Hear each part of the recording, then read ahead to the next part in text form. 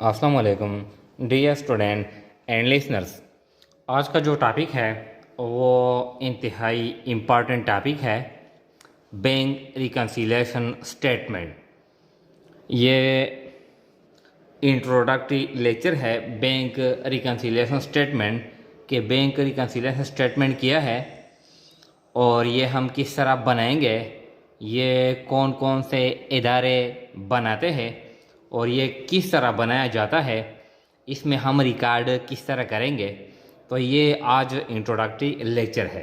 अब देखें, ये जो बैंक रिकन्सिलिएशन स्टेटमेंट जो डिफिनीशन है छोटा सा, ये कहता है कि इट इज स्टेटमेंट, ये एक स्टेटमेंट है, shows the causes of differences between the cash book balance and passbook balance.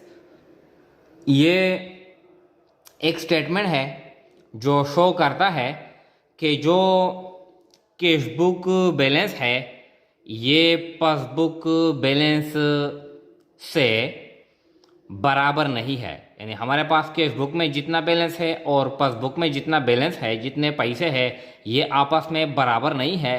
तो ये क्यों बराबर नहीं है? मुख्तलिफ काजीज हो सकते हैं ऑफ डिफरेंसेस। तो ये काजीज शो करता है बैंक रिकन्सिलिएशन स्टेटमेंट, ये काजीज शो करता है। तो ऐसे स्टेटमेंट जो ये काजीज शो करता है कि कैश बुक का बैलेंस पासबुक के साथ क्या है, ये बराबर नहीं है, तो हम बराबर करेंगे, ये स्टेटमेंट बनाएंगे। तो ये काजीज भी बताता है और हम फिर इस स्टेटमेंट में हम कैश बुक का बैलेंस पासबुक के साथ बराबर भी करते हैं। तो इस स्टेटमेंट को कहते हैं बैंक रिकन्सिलिएशन स्टेटमेंट।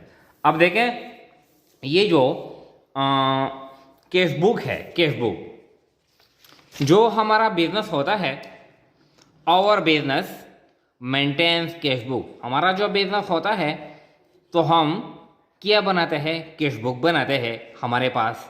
अब जब हम बैंक में अकाउंट ओपन करते हैं तो बैंक हमारे लिए क्या मेंटेन करता है, बैंक मेंटेन्स पासबुक। तो मतलब यह है कि ये जो पासबुक है ये क्या है, record of customer account at bank. यानी हम बैंक के कस्टमर कंसिडर किए जाते हैं। तो जब हम बनाते हैं तो हम कैश बुक बनाएंगे। अब हमारा अकाउंट जब बैंक में बनाया जाता है, बैंक जब हमारा अकाउंट बनाता है तो हमारे अकाउंट को वहाँ पर क्या नाम दिया जाता है, यानी नाम दिया जाता है पासबुक। हम जो बनाते हैं कैश बुक बनाते हैं और बिल्कुल जब बैंक हमारे लिए कैश बुक बनाता है तो इसका नाम है पासबुक। यानी हमारा जो अकाउंट होता है तो इसको कहते हैं पासबुक। तो passbook record of customer account at bank. तो हमारे पास जितना अमाउंट होता है कैश बुक में, बिल्कुल इतना अमाउंट बैंक अकाउंट में होता है, बैंक अकाउंट में भी होता है। अब ये बराबर नहीं होता। कुछ काजीज होते हैं कि हमारे पास जो कैश बुक में जो बैलेंस है और पासबुक में जो बैलेंस है ये बराबर नहीं होता। क्यों नहीं होता? कुछ वजूहात है।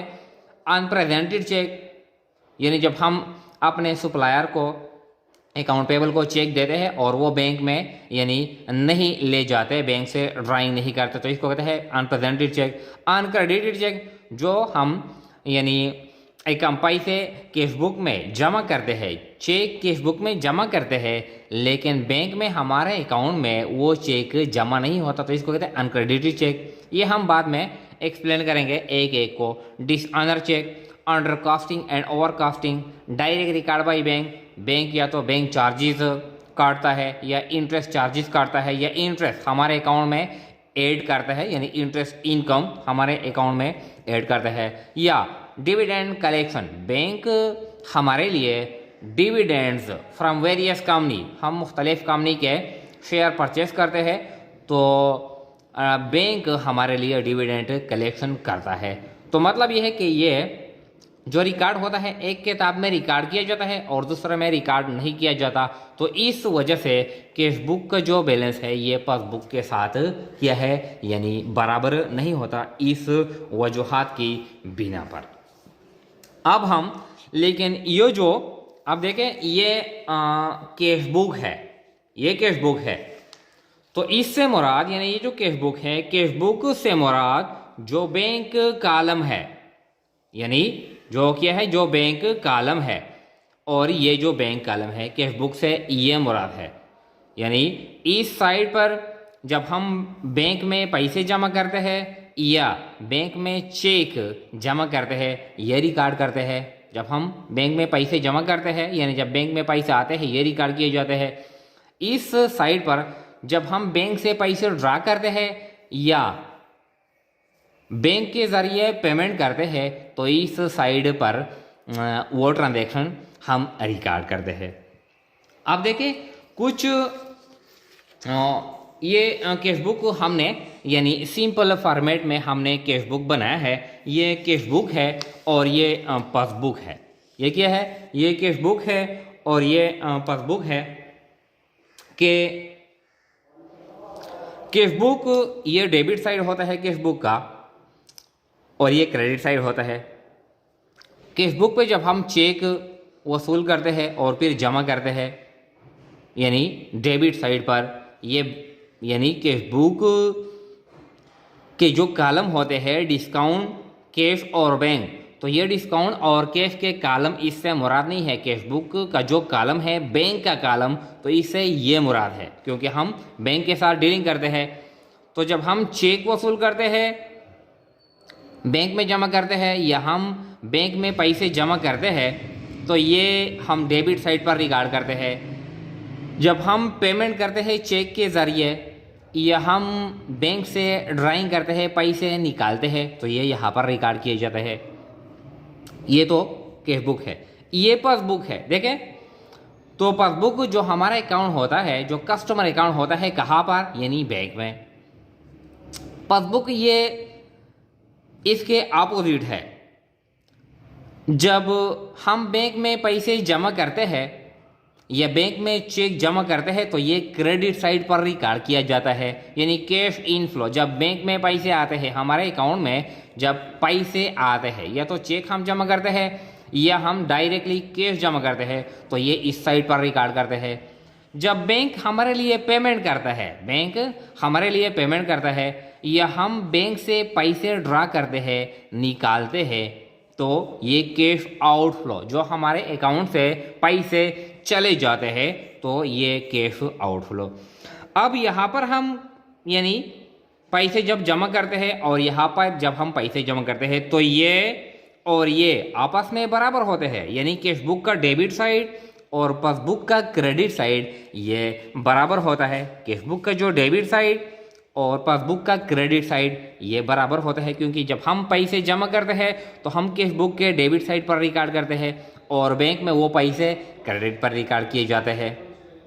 अब जब हम कैश बुक में पेमेंट करते हैं तो ये पेमेंट हम यहाँ पर रिकॉर्ड करते हैं और बैंक में ये पेमेंट ये डेबिट साइड पर रिकॉर्ड किया जाता है। तो मतलब ये है कि कैश बुक का क्रेडिट साइड और पासबुक का डेबिट साइड ये दोनों बराबर होते हैं और कैश बुक का डेबिट साइड और पासबुक का क्रेडिट साइड ये दोनों आपस में बराबर होते हैं। तो अब देखें कुछ ट्रांजैक्शन हमने सेट किए हैं कि ये जो डिफरेंसेस आते हैं, कैश बुक का जो बैलेंस होता है बैंक का, ये पासबुक का जो बैलेंस होता है बैंक का, ये आपस में बराबर नहीं होते। तो क्यों बराबर नहीं होते?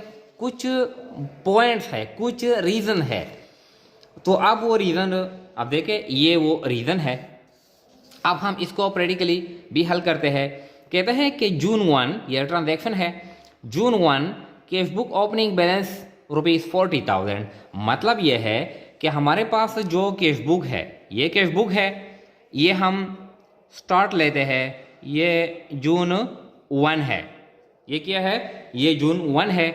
ये टू बैलेंस ब्रॉट डाउन, ये जो प्रीवियस बैलेंस ब्रॉट डाउन। हमारे पास कैश बुक में अमाउंट कितना है 40,000। तो मतलब यह है कि ये हमारे बैंक अकाउंट में है, तो ये डेबिट और क्रेडिट आपस में बराबर होते हैं। तो जून 1 पर यानी इसी तारीख पर हमारे बैंक अकाउंट में पैसे थे, तो यानी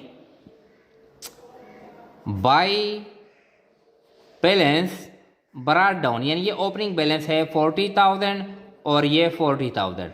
इस डेबिट का मतलब यह है कि हमारे बैंक में 40,000 रुपये है, और जब हमारे बैंक में पैसे होते हैं तो क्या है, वहाँ पर क्रेडिट होते हैं। ये क्रेडिट क्यों होते? अब देखें, जब हम बैंक में पैसे जमा करते हैं, ये कैश बुक है, ये पासबुक है, ये कैश बुक है, ये पासबुक है। कैश बुक का जो डेबिट बैलेंस होता है, ये क्रेडिट बैलेंस पासबुक के क्रेडिट बैलेंस के बराबर होता है। तो जब हम कैश बैंक में पैसे जमा करते हैं तो बैंक डेबिट करते हैं, कैश क्रेडिट करते हैं, यानी बैंक डेबिट करते हैं 6,000। मतलब यह है कि यहाँ पर हम बैंक डेबिट करते हैं 6,000, ये पैसे है। अब पासबुक में जब बैंक में पैसे आते हैं तो बैंक भी एंट्री पास करता है। तो बैंक किस तरह एंट्री पास करता है? कैश डेबिट करता है और हमारा अकाउंट कस्टमर अकाउंट क्रेडिट करता है। कैश डेबिट करता है और कस्टमर अकाउंट क्रेडिट करता है। तो ये जो हम यहाँ पर क्रेडिट पर रिकॉर्ड करते हैं, ये कस्टमर अकाउंट, इससे मुराद है कि कस्टमर अकाउंट ये बैंक पर लाइबिलिटी है।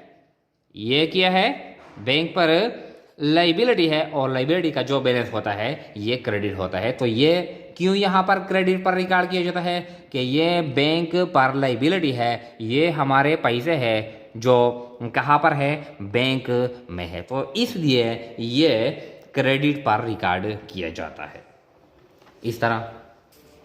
अब ये जो क्वेश्चन है, क्वेश्चन को जो हमने एक एग्जाम्पल सेट किया है, यानी ये तो ओपनिंग बैलेंस शीट है, यहाँ पर डेबिट पर हमने रिकॉर्ड कर लिया, यहाँ पर हमने क्रेडिट पर रिकॉर्ड कर लिया। अब फिर इस तरह फिर कहते हैं जून 5, ये जो ट्रांजैक्शन है, जो रीज़न है जिसकी वजह से कैश बुक और पासबुक में चेंज आता है, ये कहता है cheque ₹10,000 issued to our account payable. हमने अपने अकाउंट पेबल को एक चेक इशू कर दिया। जब हम चेक इशू करते हैं, हम पेमेंट करते हैं, तो हम कैश बुक में रिकॉर्ड करते हैं।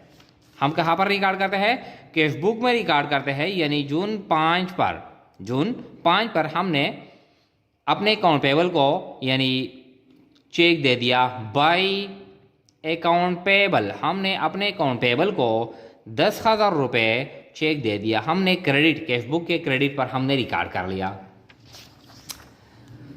जो आमिर है, but he did not present the cheque in the bank for payment in current month.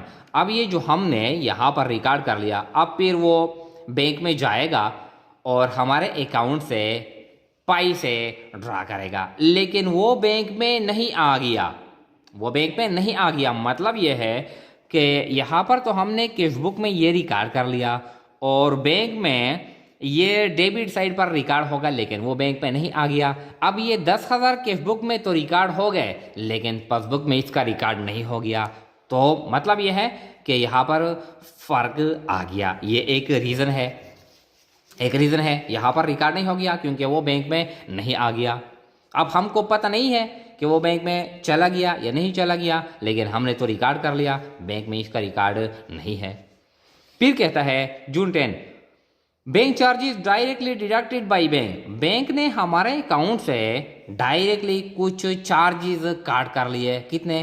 500। यानी बैंक ने हमारे अकाउंट से यानी 500 रुपये ड्रा कर लिए, चार्जेस काट कर लिए। अब ये बैंक यानी पेमेंट करता है। जब बैंक हमसे पैसे काटता है या पेमेंट करता है या हमारे अकाउंट में कमी आती है, तो ये डेबिट पर रिकॉर्ड किया जाता है। अब बैंक जून 10 पे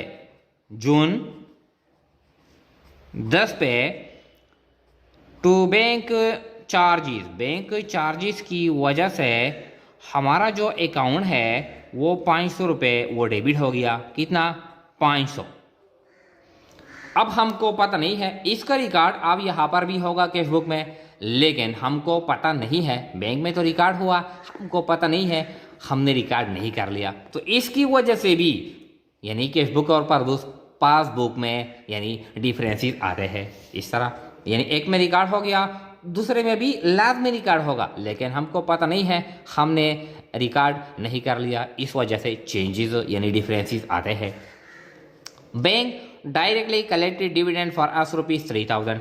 बैंक ने हमारे लिए पैसे क्या कर लिए यानी जमा कर लिए। ये जो जून 20 है, बैंक ने हमारे लिए डिविडेंड दूसरे कंपनी से जमा कर लिया। तो जब बैंक हमारे अकाउंट में पैसे यानी जमा करता है तो ये क्रेडिट पर रिकॉर्ड होता है बाय डिविडेंड। इस तरह 3000। अब देखें, ये जो 3000 है ये हम यहाँ पर कैशबुक में भी रिकॉर्ड करेंगे, लेकिन हमको पता नहीं है, बैंक ने तो डायरेक्टली यानी ट्रांजैक्शन कर लिया, हमको पता नहीं है, हमने रिकॉर्ड नहीं कर लिया। तो इसकी वजह से भी क्या है यानी डिफरेंसेस आते हैं। पासबुक में रिकॉर्ड हो गया, कैशबुक में रिकॉर्ड नहीं हुआ है, तो ये भी वजह है। अब फिर कहता है कि ए चेक ₹5000 रिसीव्ड फ्रॉम कस्टमर। एक चेक जो हमने कस्टमर से वसूल कर लिया and deposited into the bank, bank में हमने जमा भी कर लिया, हमने वसूल कर लिया, बैंक में जमा भी कर लिया, कैशबुक में भी रिकॉर्ड हो गया, पासबुक में भी रिकॉर्ड हो गया, but it is wrongly recorded in cashbook as 500। 5000 रुपये हमने चेक वसूल कर लिया, हमने कैशबुक में भी जमा कर लिया, रिकॉर्ड कर लिया, पासबुक में भी, लेकिन 500 की जगह हमने 5000 की जगह हमने 500 रिकॉर्ड कर लिए। अब देखें, अब हम यानी जो 25 तारीख है यहाँ पर हमने रिकॉर्ड कर लिया टू अकाउंट रेसिएबल 5000 रुपये है, लेकिन हमने कितने रिकॉर्ड कर लिए 500। ये गलती है। यहाँ पर बैंक में जो रिकॉर्ड हो गया ये ठीक रिकॉर्ड हो गया बाई जो नेम है, जो अकाउंट रेसिएबल है या जो नेम दिया जाता है 5000। इस तरह बैंक में सही रिकॉर्ड हो गया, कैशबुक में भी हो गया, लेकिन कैशबुक में 5000 की बजाय 500 रिकॉर्ड हो गया। अब हम देखते हैं, देखें इसमें डिफरेंसेस किस तरह आते हैं और कितने आते हैं। इसको जमा करते हैं, कितना जो टोटल जो कैशबुक का बैलेंस आता है 40,000 और 500, ये आता है 40,500, ये 10,000। तो अब हम बैलेंस लाएंगे क्रेडिट साइड पर, ये 40,000 और ये 10,000, अब हम बैलेंस लाएंगे यानी by balance brought down, by balance carried down. ये ज़्यादा है कितना 30,500, ये बराबर हो गया, ये फिर आ गया, ये आ गया 40,500। इस तरह अब हम ये 40,000, ये हमारा जो बैलेंस आ गया कैशबुक का 30,500। अब ये लाजमी है कि पासबुक का भी बैलेंस कितना हो 30,500 हो, लेकिन वो यानी इस तरह नहीं होगा, क्योंकि कुछ ट्रांजैक्शन हुए हैं कि हमने कैशबुक में रिकॉर्ड कर लिए है, पासबुक में रिकॉर्ड नहीं हुए। कुछ ट्रांजैक्शन हुए हैं कि पासबुक में रिकॉर्ड हुए हैं यानी कैशबुक में रिकॉर्ड नहीं हुए। अब देखते हैं किस तरह है। देखें ये टोटल करते हैं, टोटल कितना है 40 और 3 43 और 5 48,000, ये टोटल 48,000 आता है। अब ये जो 30 है, जो 29 हम बैलेंस लाएंगे टू बैलेंस कैरिड डाउन। ये 48 से ये 500 माइनस कितना बनता है, ये 47,500। अब ये भी बन गया, कितना बन गया 48,000। अब देखें हमारे पास जो यहाँ पर कैशबुक का बैलेंस है, कितना बैलेंस है, कैशबुक का बैलेंस है 30,500 और हमारे पास जो पासबुक का बैलेंस है ये 47,500। इसमें यानी ये बराबर नहीं है, इसमें डिफरेंसेस है, ये आपस में बराबर नहीं है। तो ये जो बराबर नहीं है ये कुछ वजूहात है, और ये वजूहात ये है unpresented cheque, uncredited cheque, dishonoured cheque, under casting and over casting और डायरेक्ट रिकॉर्ड बाई बैंक। तो ये जो कैश बुक और ये पासबुक ये आपस में बराबर नहीं है, तो अब हम ये बराबर करेंगे। क्या करेंगे? इसको बराबर करेंगे। तो इसके लिए जो हम स्टेटमेंट बनाते हैं, तो इसको कहते हैं बैंक रिकन्सिलिएशन स्टेटमेंट। ये स्टेटमेंट हम बनाएंगे, ये काज़ी ऑफ डिफरेंसेस भी शो करेगा कि क्यों ये बैलेंसेस आपस में बराबर नहीं है, और फिर ये दोनों जो बैलेंसेस है ये फिर आपस में बराबर भी करेगा। तो इसलिए इसको कहते हैं बैंक रिकन्सिलिएशन स्टेटमेंट। अब ये जो bank reconciliation statement, use of bank reconciliation statement BRS, तो कौन कौन से इदारे ये स्टेटमेंट यानी यूज करते हैं? तो देखें, those organisation who use banks for receipt and payment purposes, वो इदारे जो रिसीट और पेमेंट पर्पसेस के लिए बैंक को इस्तेमाल करते हैं, तो ये इदारे बैंक रिकन्सिलिएशन स्टेटमेंट भी बनाते हैं। फॉर एग्जांपल, हमारे एम्प्लॉइज है, तो हम एम्प्लॉइज को सैलरीज देते हैं बैंक के ज़रिए, यानी हम एम्प्लॉइज़ को चेक देते हैं, फिर वो बैंक से ड्राइंग करते हैं। हमारे कस्टमर है, तो हम कस्टमर से चेक वसूल करते हैं और वो हम बैंक में जमा करते हैं। इस तरह हमने मुख्तलिफ कंपनियों के शेयर परचेज किए हैं। अब जब हम डिविडेंड वसूल करते हैं, तो हम कहते हैं कि हमारे अकाउंट में, बैंक अकाउंट में जमा करें। तो जब बैंक हम रिसीट और पेमेंट पर्पसेस के लिए इस्तेमाल करते हैं, तो इसके लिए हम बैंक रिकन्सिलिएशन स्टेटमेंट भी बनाते हैं, ताकि जो हमारे पास कैश बुक है और जो पासबुक है यानी बैंक में, इसके बैलेंसेस आपस में बराबर है या नहीं है। अगर बराबर है ठीक है, अगर नहीं है तो क्यों बराबर नहीं है, वो काज़ी हम डिस्कवर करेंगे और फिर एक स्टेटमेंट बनाएंगे और कैश बुक और पासबुक के दोनों बैलेंसेस को क्या करेंगे? बराबर करेंगे। अब देखें, ये जो कैश बुक है यानी कैश बुक का जो बैलेंस होता है पासबुक के साथ बराबर नहीं होता। यानी देखें, कैश बुक का जो बैलेंस है, कितना बैलेंस है हमारे पास, यानी कैश बुक का बैलेंस है 30,500। यहाँ पर कैश बुक का बैलेंस आ गया 30,500, और जो पासबुक है, ये पासबुक है, इसका बैलेंस कितना है? 47,500, और ये 47,500। तो अब ये जो 30,500 है, ये 47,500, ये पासबुक के बैलेंस यानी दोनों आपस में बराबर नहीं है। तो ये क्यों बराबर नहीं है? ये इन वजूहात की बिना पर बराबर नहीं है। तो अब हम एक स्टेटमेंट बनाएंगे, बैंक रिकन्सिलिएशन स्टेटमेंट, वो ये कागज़ भी शो करेगा, और फिर हम कैश बुक का जो बैलेंस है ये हम पासबुक बैलेंस के साथ बराबर भी करेंगे। इसके बाद जो हम प्रैक्टिकल क्वेश्चन करेंगे कि किस तरह हम बैंक रिकन्सिलिएशन स्टेटमेंट बनाएंगे, इसके बाद वो नेक्स्ट वीडियो में हम तरतीब के साथ अपलोड करेंगे। Thank you.